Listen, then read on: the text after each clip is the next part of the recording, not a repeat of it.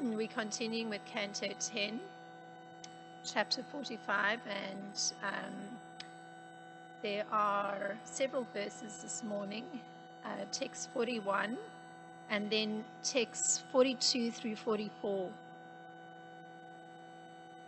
So we will begin with chanting responsively, text 41. Aste ten rito nunam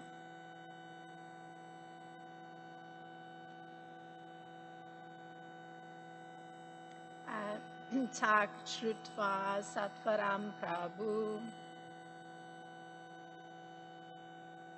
jalam avisyatam hatva napasyad udare ripikam.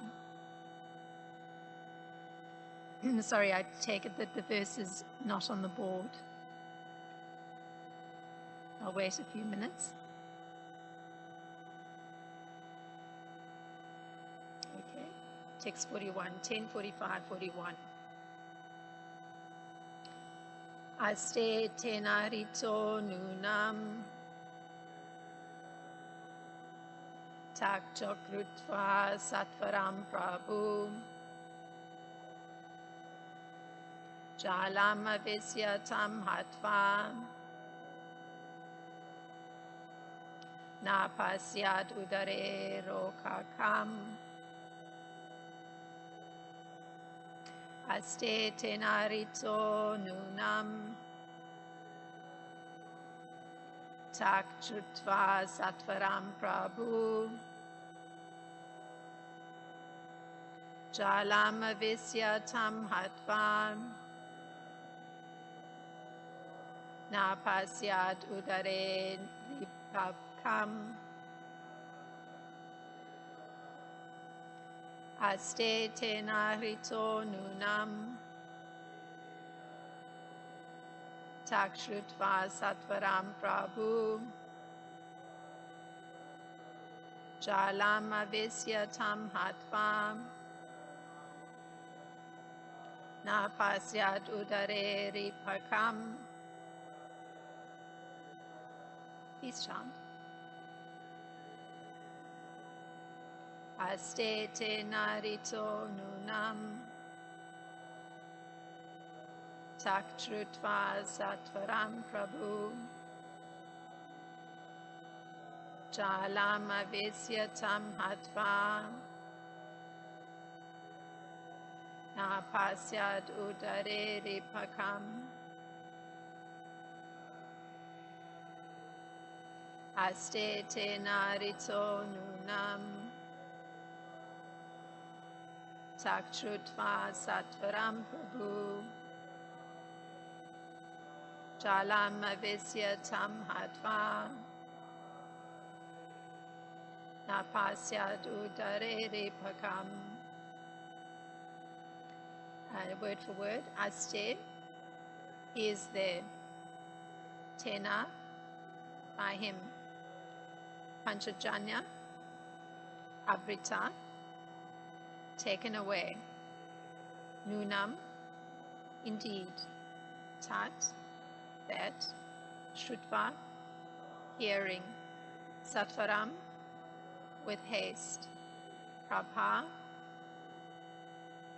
the Lord, jalam, the water, avisya, entering, tam, him, the demon, hatva, killing, napasyat, did not see, udare, in his abdomen, arbakam, the boy. And the translation for text 41 is as follows. Indeed, the ocean said, that demon has taken him away.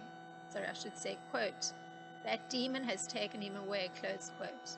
Hearing this, Lord Krishna entered the ocean, found Panchajanya, and killed him.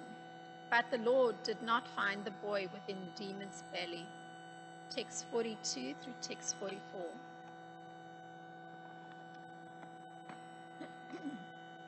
Tad anga prabhavan shankam adayaratam agama tata sanyamanim nama yamasya dayatam purim gadva janardana shankam pradat mau sahalayudaha Shankar Niradam Akarnyam Praja Samyamano Tamaham Tayo Saparsham Mahatim Chakre Bhakti Upamihitam Upachanataha Krishnam Sattva Bhutasalayam Lila Murusya Yorvino Yuyayo Karavana Kim.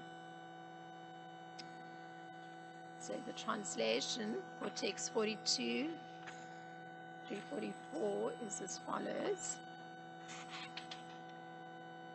Lord Janardana took the conch shell that had grown around the demon's body and went back to the chariot.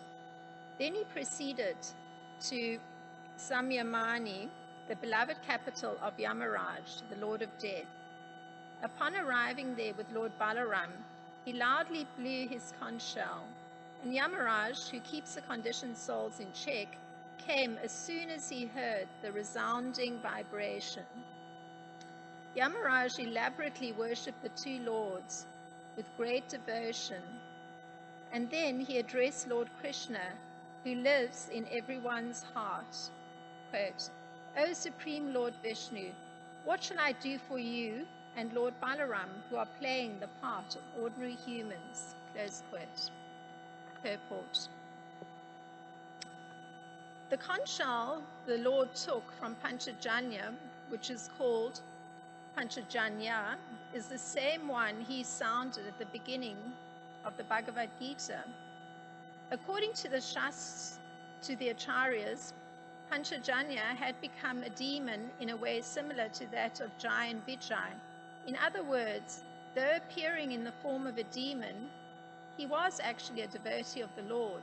The Skanda Purana, Avanti Kanda, describes the wonderful things that happened when Lord Krishna sounded his conch shell. Asi patra vanam nama sima patram ajayatam roravam nama narakam aravam. Sorry, my computer has changed that word.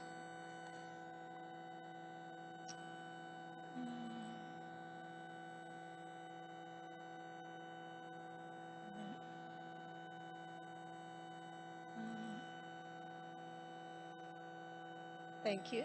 Abutadam, Apiravam, Vairavakyam, Kumbhipakam, Apachakam.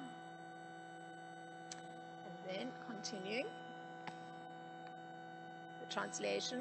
The hell known as Asipatravana lost the sharp sword-like leaves on its trees, and the hell named Rorava became free of its Ruru beasts.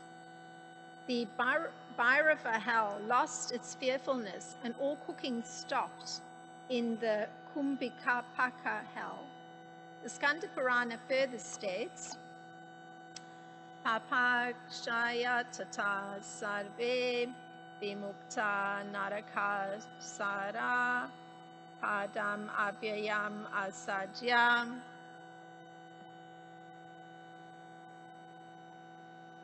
Translation. Their sinful reactions eradicated, all the inhabitants of hell attained liberation and approached the spiritual world.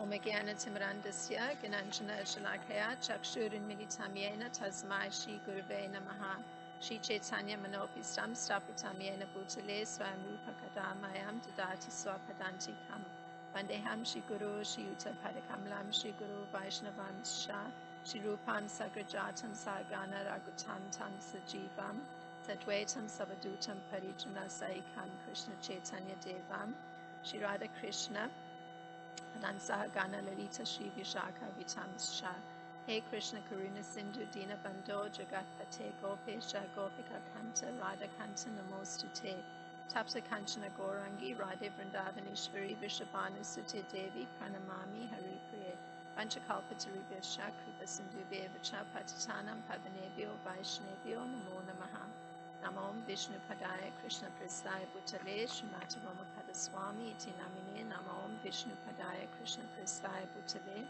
Srimati Bhaktivedanta Swami Iti Namine Namaste Saraswati Devi Gauravani Pracharine Nirvishesha Sunyavadi Paschatya Deshatarine Jai Shri Krishna Chaitanya Prabhu Nityananda Shri Advaita Gadadhar Shivasadi Gaura Bhakta Vrinda Hare Krishna Krishna Krishna Hare Hare Hare Rama Rama Rama Hare Hare.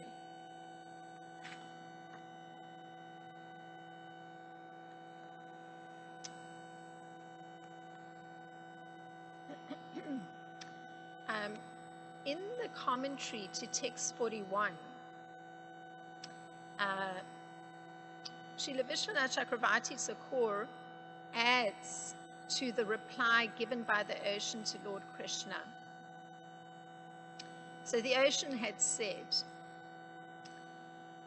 quoting, "O Lord Krishna, it is not I who abducted him, but a demon descendant of Diti named Panchajanya, who travels in the water in the form of a conch."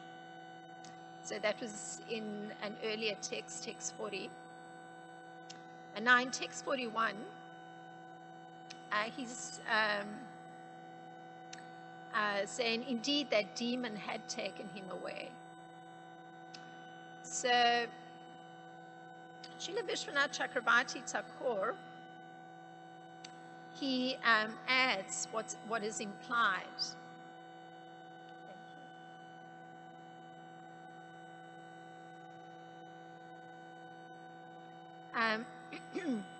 So his additional thought, it's implied in the statement of the ocean. So he says, Panchajanya, this is Srila Vishwanath Chakravarti Thakur, taking the implication in what the ocean personality has said.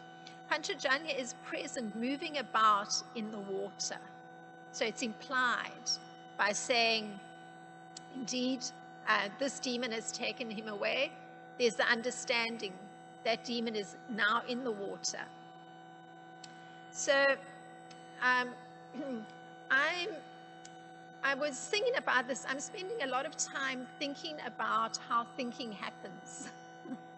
And it has to do with the fact that I've spent many years doing children's education. So I'm putting a lot of things in writing. So when I read this, I had to, my mind immediately went to work I'm doing. So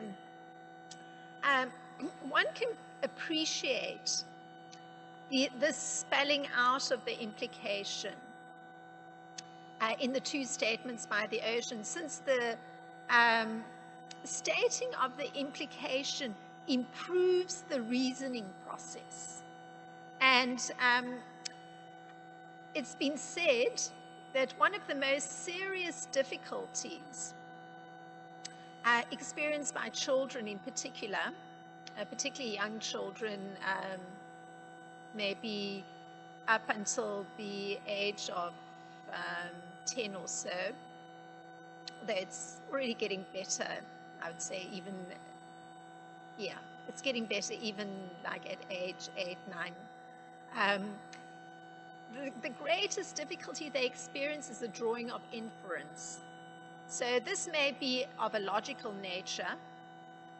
So in the case of drawing an inference from one or two statements. So a simple example is being told a statement. Let's say a child is told, winter at the equator is never cold. This should allow for the inference that last winter at the equator was not cold. So the children don't find it so easy to make those inferences. Now, moving to adults, Um, and this is also because I've been looking a lot at Srila Jiva Goswami's Tattva Sandarbha. He is writing, and there's a text 53 where he's saying something, so I'm going to read. He says, to inform us of the idea that the jiva is conscious and eternal, one can then easily understand that the Supreme is similar in nature. So the Bhagavatam informs us of this idea and states that the jiva partakes of the Supreme's qualities. So it's very logical. And this is how what the Bhagavatam says to pull out the implication. The soul was never born and will never die, nor does it grow or decay. It is actually the knower of the youth, middle age, and death of the material body. It can thus be understood to be pure consciousness, existing everywhere at all times and never destroyed. So, drawing from that, it's a reflection of the qualities that are coming from the Supreme. So the same kind of pure consciousness existing everywhere at all times and never being destroyed. So one can understand that one has to think carefully when one is reading and draw implications that are coming from what is being stated. So in text 42 through 44, moving on to the next text, Srila Vishwanath Chakravarti Thakur states in the commentary that Lord Krishna left Balaram on the shore along with his chariot. And so on the pretext of searching for the boy, this is his teacher's son who had died, at that particular spot at the bank, or one should say at the, I guess on the sand of that particular ocean beach. On the pretext of searching for the boy, he went to reclaim his own conch shell. So it's interesting, he had a different motive. So the statements given in Srimad Bhagavatam in the 6th canto and the 16th chapter is the following, or 18th chapter. One should understand that Panchajanya had become a demon in a way similar to that of Jai and Vijay. In reality, he was eternally on the spiritual platform as Krishna's devotee. Sorry, that was the statement being made by Srila Vishwanath. So there's a chronology that's given, and this is what I was going to get to. I jumped a bit ahead of myself. In Srimad Bhagavatam in the 6th canto and the 18th chapter, there's this chronology so we can understand something of this statement being made by Srila Vishwanath Chakravarti Thakur of the identity of this demon. So this is the chronology. First, the two sons named Hiranyakashipu and Hiranyaksha took birth from Diti's womb. Both of them were very powerful and were worshipped by the Daityas and the Danavas. So the interesting point is here that these two sons of Diti, they were in fact begotten by Kashyapa Muni. So the family took a twist into becoming a family of demons just by virtue of the fact that this pregnancy or this conception took place at the wrong time. But the father was Kashyapa Muni, so devotee. The mother was equally devotional, but it took a twist at that moment in time. And later on, the same family had the birth of another devotee, which was Prahlad, and later Bali Maharaj. Now, it carries on the chronology. The wife of Hiranyakashipu was known as Kayadu. She was the daughter of Jamba and a descendant of Danu. she gave birth to 4 consecutive sons known as Samlada, Anulada, Hlada, and Prahlada. The sister of these 4 sons was known as Simhika. She married the demon named Viprachit and gave birth to another demon named Rahu. And here's the statement made in the Bhagavatam that brings us closer to where we are now. While Rahu in disguise was drinking nectar among the demigods, the Supreme Personality of Godhead severed his head. And then going back to the 4 brothers, so this was the end of that particular section of the family. But there were 4 brothers still left. And one of the brothers, and it says here, the wife of Samlada was named Kirti. By union with Samlada, Kirti gave birth to a son named Panchajanya. So that brings us to where we are now. So,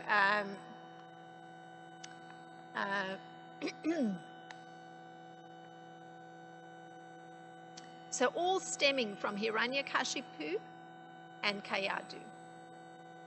And it was the 2nd generation then that one of their 4 sons, Samlada, he and his wife, they begot Panchajanya. So that's the Panchajanya we're speaking about here.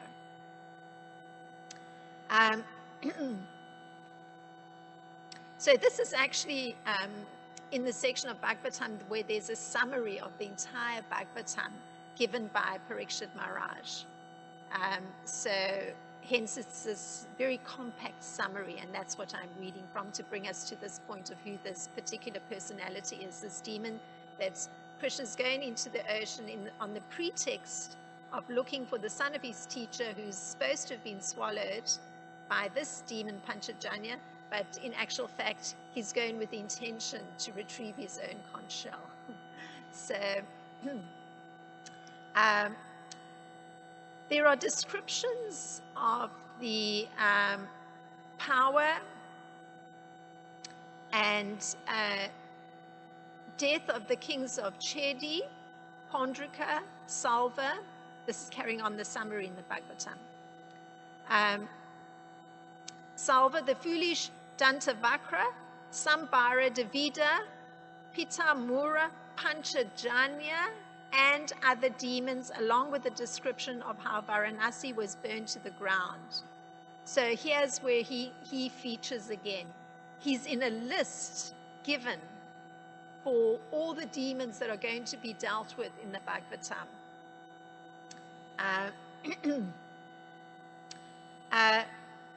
And in the same statement in the Bhagavatam, which is in the 12th canto in the 2nd chapter, the 41st verse, the Bhagavatam also recounts how Lord Krishna relieved the earth's burden by engaging the Pandavas in the battle of Kurukshetra. So that was the quick summary. Panchajanya is listed in the whole list of demons that are going to be dealt with in the Bhagavatam. And in this particular verse where we're on now, we're hearing of this, these were the words used in the Bhagavatam. There are descriptions of the power and death of, and then the list of the demons. So we're hearing in this particular verse, this is where in the Bhagavatam Panchajanya is dealt with. So we're hearing of the power and death of Panchajanya. So description. Srila Vishwanath says that actually it means that the conch shell was lying in the demon's stomach. Which is, one sort of visualized, when one reads the statement that had grown from his body, one visualizes, I think yesterday it was covered, I recall as a child in Europe picking up shells on a beach, and sometimes you would see the creature was still alive. Very small creature in the, like if the shell could open, and then inside would be a teeny creature. So one visualizes that it's something like that Panchajanya is almost enclosed by conch. That's how I visualize it. But it's not the case. The conch was actually within his body. So it's the other way around. And this is according to the Avanti Kanda of the Skanda Purana. And that statement, I'll read it again. We had read it in the purport, but it's the evidence. Tanta Panchajanam Hadvaraga Rupam Mahasuram Tan Majyastam Sajagraha Shankhe Grastam Hiyad Yat Pure. Having killed Panchajanya, the great demon, in the form of an aquatic, Krishna took the conch which was lying in his belly. Tan Majyastam. So that's from the Skanda Purana. So there's the evidence. He took it from the belly of the demon. So from this evidence from the Acharyas explain that the conch was residing within the demon's body, and it merely came out of the demon's body. That's the Tad Anga Prabhavan, when he was killed by Krishna. So Srila Vishwanath Chakravarti Thakur continues, quoting, Krishna loudly blew the conch. So that was the what we chanted, Janardana Shankam Pradat Mao. Actually, I chanted, it comes in text 43. And all the inhabitants of hell were delivered on hearing the sound of Srila Vishwanath, quoting from the Skanda Purana as present in the purport of Bhagavatam. So we had read this, and I'll read it again because it's the evidence, and it's very significant that the sound, the vibration of the conch shell delivered all the persons in the hellish planets. So I'm going to read again the Sanskrit. Asipatra Vanam Nama Sama Patram Ajayata Roravam Nama Narakam Aroravam Abutada Aparavam Vairavyam Kumbhi Pakam Apachakam. So the translation, the hell known as Asipatravana lost the sharp sword-like leaves on its trees, and the hell named Rorava became free of its Ruru beasts. The Bhairava hell lost its fearfulness, and all cooking stopped in the Kumbhipaka hell. Close quote. And Srila Vishwanath Chakravarti Thakur, he further states in the Skanda Purana, he says, quoting, all the inhabitants of hell were purified of their sins and attained Vaikuntha in the spiritual world. And that statement is Papashyat Tata Sarve Vimukta Naraka Narapadam Avyayam Asadya. Now this is very extraordinary, because by way of understanding the nature of the different hells, we come to understand something of the greatness that merely the sound brought to an end the suffering of all the persons who were undergoing chastisement for the sins they committed through their lives. So I'm going to elaborate a little on what was some of the chastisement, or what was some of the sins that had brought people to their particular condition in the hellish planets. So one of the mentions was of the hell Bhairava. So this is the offenders coming to Bhairava. Quoting from the Bhagavatam, there are men and women in this world who sacrifice human beings to Bhairava or Bhadrakali and then eat their victims' flesh. So that's the offense. Those who perform such sacrifices are taken after death to the abode of Yamaraj, where their victims, having taken the form of Rakshasas, cut them to pieces with sharpened swords. Just as in this world, the man-eater drinks their victim's blood or drank their victim's blood, dancing and singing in jubilation, their victims now enjoy drinking his blood and celebrating in the same way. So that's the hellish condition that's going on in the Bhairava hell.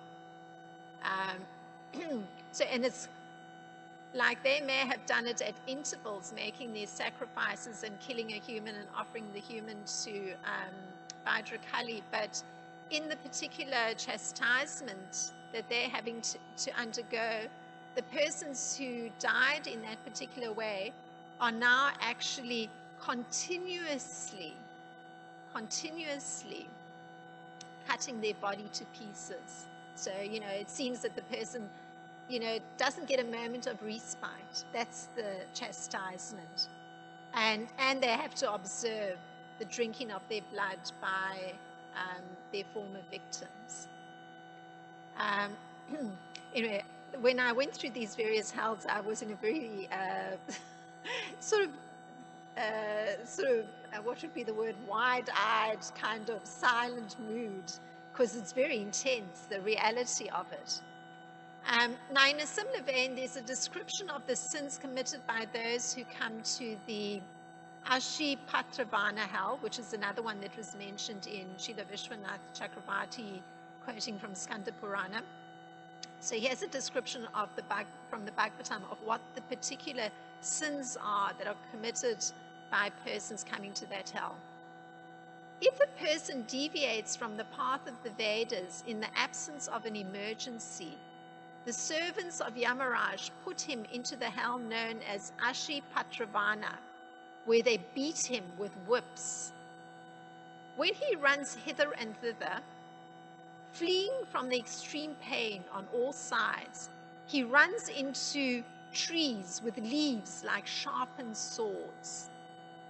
Thus injured all over his body and fainting at every step, he cries out, "Oh, what shall I do now? How shall I be saved?" This is how one suffers who deviates from the accepted religious principles. So that's from Srimad Bhagavatam in the 5th canto in the 26th chapter, describing the offense that was committed or the particular sins committed by persons who land up having this kind of chastisement in the Ashipatravana hell. So it's kind of, in the Vedas, there's the idea of progressive surrender. So even if one is going through the Karmakanda portion and is doing something for specific benefits, still a progressive path. And they've been whipped. So they actually are having to ask, how am I going to be saved? How am I going to be saved? So it's like to bring the consciousness back to an understanding of the gravity of the sin that was performed, of throwing aside the Vedas. So now there's a description, and I'm sorry, this is sort of intense, but this is to emphasize the extraordinary nature of Krishna blowing his conch and relieving persons of the particular suffering. So I'm highlighting both the offenses and the suffering that's been undergone to highlight even further the glory of Lord Krishna's blowing the Panchajanya conch and therefore relieving persons and putting wrongdoing of those in the Kumbhipaka hell. So this is from the Bhagavatam, because that's another one of the hells that was mentioned by Srila Vishwanath Chakravarti Thakur. For the maintenance of their bodies and the satisfaction of their tongues, cruel persons cook poor animals and birds alive. Such persons are condemned even by man-eaters, and in their next lives they are carried by the Yamadutas to the hell known as Kumbhipaka, where they are cooked in boiling oil. So again, that's Srimad Bhagavatam, 5th canto, 36th chapter. So that one's a very reciprocal kind of punishment, sort of understandable, but remember that the chastisement is continuous. It's not that there's little breaks in between. It's continuous. One has to experience it over and over and over and over again. So similarly, another one of the hells mentioned by Srila Vishwanath Chakravarti Thakur, the Maharorava. So here's the description from the Bhagavatam of the kind of punishment and the particular offenses committed by persons who come to that hell. So punishment in the hell called Maharorava is compulsory for a person who maintains his own body by hurting others. In this hell, Ruru animals known as Kravyada torment him and eat his flesh.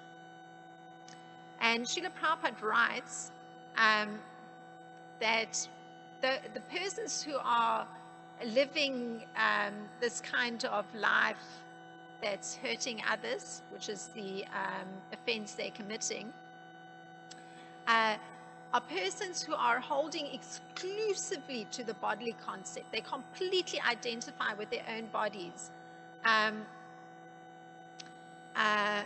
And there's also the person who's very envious, and he's committing violence against other living entities. So it's just actually envying others, because there's such envy in the heart that somehow some violent act is committed against another person.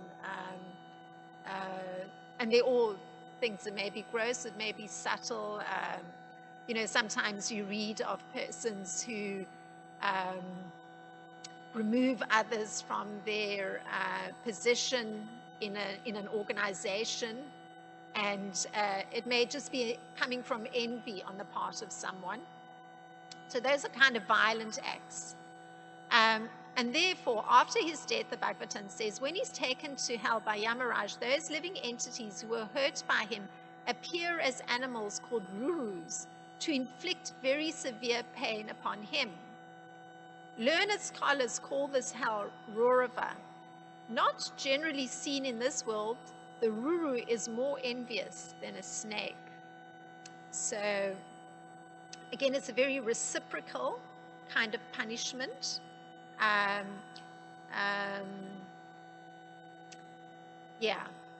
Because the idea of chastisement is to bring the consciousness to some state of feeling remorse, or at least come to an understanding of the pain that was inflicted on others.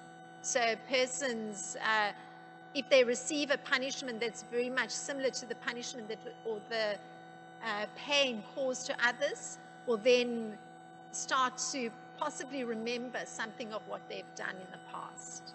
So this is the purpose of these hells, but again, it's very extreme. The offenses having been very extreme because the chastisement is continuous. So I've picked the ones that were particularly mentioned by Srila Vishwanath Chakravarti Thakur. There's very many more. Very many more. So Srila Vishwanath Chakravarti further states, so this is getting a sigh of relief after that heavy description of these hells, that the effect of Lord Krishna blowing the conch is that all the inhabitants of hell were purified of their sins and attained Vaikuntha. So imagine, the purpose of the suffering in those hells was that persons come to that awareness of the terrible acts they performed in their lives through the suffering that they're having to undergo. But by virtue of the fact that Lord Krishna just blew the Panchajanya conch, and we hear in this text 43 to 44, that's precisely what he did. At that moment when he did that, these persons were freed. Purified means that they understood, they had the remorse, and they were freed of those sins in that instant when the conch shell was sounded. I mean, that is how extraordinary it is. And the punishment stopped immediately. And not only that, they were promoted to the Vaikuntha planets. And this is all from the sound vibration of Lord Krishna blowing the Panchajanya conch shell. So very extraordinary. Extraordinary. And some of those other sins, it's to emphasize that it wasn't just these hells that I've described, but numerous others, and all those living entities continuously going through this chastisement. So those sins are listed. One of them is appropriating another's illegitimate wife, children, or money. You know, you just take over. Slyly cheating another man and enjoying his wife and children. A person who accepts his body as the self and works day and night for money to maintain his own body and the bodies of his wife and children. So this is continuously mentioned in the Vedas. We're reading it in Srila Prabhupada's teaching all the time. You know, don't identify with your body. And, you know, he's calling persons hogs and dogs, asses, those that are working, you know, very hard for their money to maintain their wife and children. Well, actually, it's, according to the Bhagavatam, it's considered sinful to be identifying so exclusively with the body.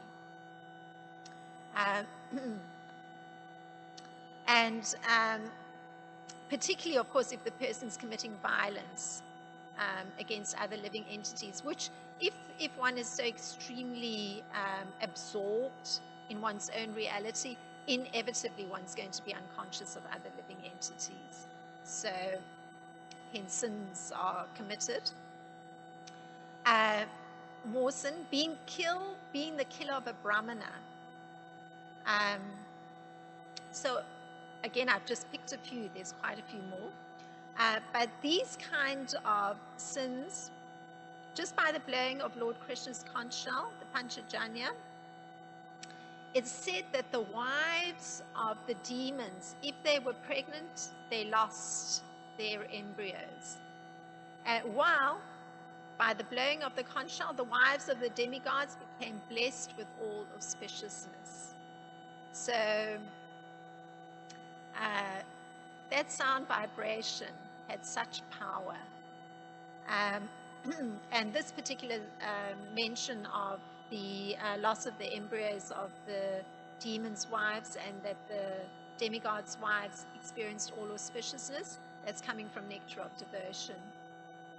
So in this way, Lord Krishna's conch shell sound would vibrate and circulate all over the world, doing just the sound vibration, the subtlety of it ending so much suffering and also preventing future demoniac population from perpetuating further sins and further suffering. And just by way of getting some sense of how somebody perceived the sound of Krishna's conch shell, there's mention in Mahabharata. So a particular prince is talking about Krishna's conch shell. Surely I've heard many conches blown, but never one like this, nor have I ever heard a bow sound like the Gandiva. This celestial banner also fills me with wonder. The monkey seems to be alive and ready to leap down from the flag. My mind is simply astonished. So I'm ending on that note. If there's any thoughts on the subject matter, if everybody needs to recover from the recount of the hellish world.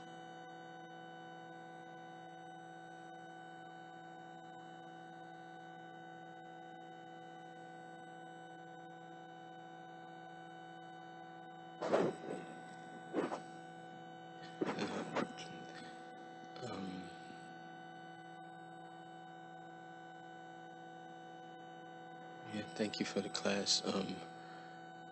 I just find it interesting how in the same paragraph or the same sentence we can say a person died and then they went to hell and was tortured, but we use the word death. You know, it's kind of like you know, in the language is like, and then some people say, well, so and so transitioned, which to me is more proper or correct, you know, because I know Prabhupada said to die means to leave the body, so it's kind of like a word that's has different meanings for different according to the consciousness. Some people think, oh, so and so died, oh, they don't exist anymore, oh, and they lament. And for devotees, when a person says die, they normally just assume or just automatically think they left the body. But I just find it interesting because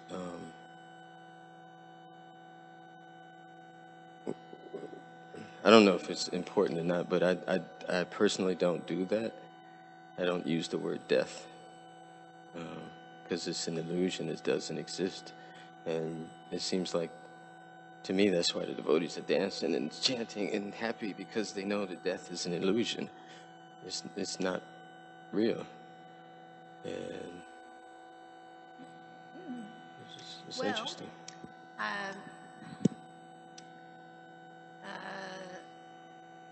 For a person holding a bodily concept of life, death is very real. Very, very real. I mean, I recall a couple of years back having to attend a funeral of my mother, and those that were closer to her, tears are pouring down the face. I mean, the body's concealed in a coffin prior to the cremation, and I mean, it was done in a Catholic church because that was her particular religious practice. And you can see that for persons who are more in the bodily concept, even those having religious practices that speak of having the option, I mean, in the Christian practice of going to hell or to heaven, it's one or the other. There's no mention of rebirth. Death is very real. I mean, it's seen as like suffering for the person who now has ended their relationship with all their family members, and it's suffering for those family members who are left behind and are going to be bereft of the relationship with that person who's now no longer there. Yeah, and in fact, some persons will even express it as, I don't do death well, because they understand there's a severance of relationship. So, yeah, and certainly in terms of the Vedic understanding that the soul is transmigrating, then there's continuity. There isn't a cutoff. So even in describing these hells, the soul is continuously existing, continuously having the subtle body, the mind, intelligence, and ego accompanying it. So hence, one is still experiencing, one is still having to get the effects of actions performed in a previous life.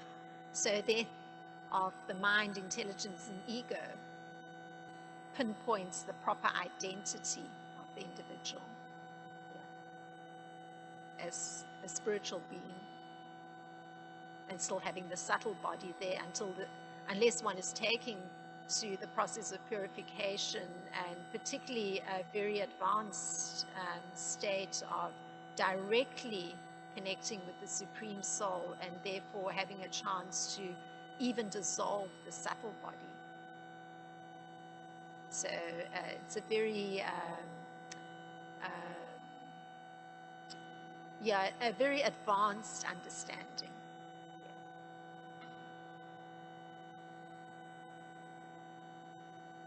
Krishna Mata, thank you so much. I appreciate how you built a picture of what is going on. It's more absorbing that way.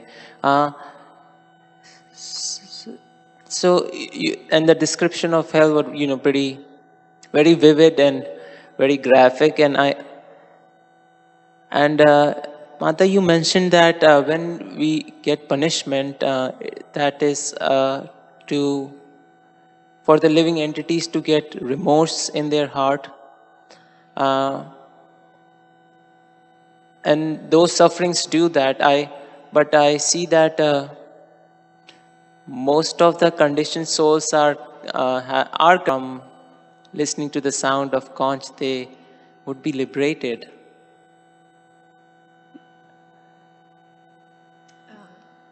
Actually freed from their suffering, because obviously their whole reality is their suffering.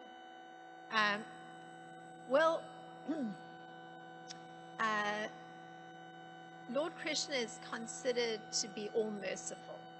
So he can choose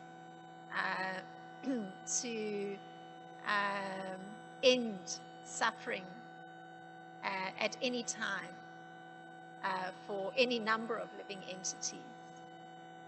So one might say, which was your point, that the living entities that are going through the suffering, that's their reality. So they may hear the sound of Lord Krishna's conch shell, but how exactly is it that their suffering is ending, or that they now suddenly able to experience remorse? Well, since Krishna is also not only all merciful, he's present in the heart of every living entity, which means that he's actually entered into the minute soul himself. So he's the one who gives the knowledge. It's like super soul gives the knowledge that a person can suddenly understand, oh, I performed those actions. And so that awareness and that, I guess in a sense, taking responsibility for the actions performed in the past, or at least beginning with acknowledgement, is again the kindness of Krishna. He's present within the individual soul. That's why he's called the smallest of the smallest. He's able to even enter the individual soul, and he's the one who gives the understanding. So that understanding again is coming from Krishna. So those persons in those hellish conditions, they're still having the super soul traveling with them in that hellish condition. So the vibrational sound, Krishna's mercy coming through that sound vibration, where he's actually, the purity of the sound is carrying all the kindness of Krishna. It extends to the knowledge given by super soul to the individual soul in that condition. So that's how the understanding works. And that's also what we taught, that, as living beings functioning where we may be unconscious of our sins. So we may be going through the reaction for sins committed in the past, or even good deeds committed in the past, and unknowingly some suffering comes to one. So you could say then we're getting knowledge through hearing Bhagavatam of what actually is happening, so then one can actually be reflective immediately. That's a good fortune. Oh, well, this suffering has come to me because of some unknown past activity. And sometimes one can pinpoint it, if it's very reciprocal, but sometimes one can't, maybe from who knows which lifetime, because the soul's been traveling through so many bodies. But again, the understanding is coming from Krishna's mercy. And in our case, we're making an effort. We deliberately trying to purify in this lifetime. We're trying to become conscious of why something is happening to one, and also in actions one's performing, one's trying to be very conscious. And if there's already a pattern in the mind of behaving a particular way, through Krishna's kindness, one starts to become aware, oh, I behave in this particular kind of way, and this is causing this kind of effect on others. And so one tries to grow in awareness. But this again is because of the kindness of Krishna helping one to come to an understanding. So we are going through the same thing, perhaps in a more slower way, because it's while we're alive and conscious and within the material body and having to get in touch with the patterns in our mind. Of course, the description I've given is the persons have not been in touch with the patterns of their mind, and they're having to graphically go through suffering so that somehow it penetrates the subtle body. Oh, I was responsible for exactly causing the same kind of suffering to others. That's right. That's right. Mercy is that's right. It's to become conscious, but it had to be done in that kind of way for those particular living entities.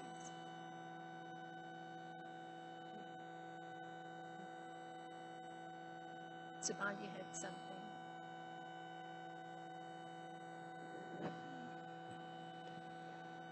There's also that that sound vibration is no different than Krishna. So it's direct. It's like being touched by Krishna. It's the same way. The same way demons get liberated just by Krishna's touch. The same way, that sound vibration is non different than Krishna. So it's like having Krishna touching you directly, and then immediately you're liberated. Yes, yes, yes. There's no difference. It's like the holy name. Krishna's within the holy name. So the purification is there because it's Krishna's holy name. He's none different. So you're uttering it and the heart is getting cleansed. So same thing, the sound vibration is entering the ear from the conch shell sound, and it's cleansing the heart. So it means one's becoming conscious of one's subtle body and also of the relationship with Krishna simultaneously, because it's interconnected with him and understand that kind of subtle understanding. It can't work separately because it's by his mercy and one's effort. I mean, my spiritual master often uses the phrase mercy and effort. They go together. So there's an interplay. Yeah. So, of course, as Subal's pointing out, this particular sound of the conch shell is the pouring of mercy of Krishna at his will and at his time and by his great kindness, because he's known as all merciful. Thank you very much for your kind attention, Srila Prabhupada. Ki Jai.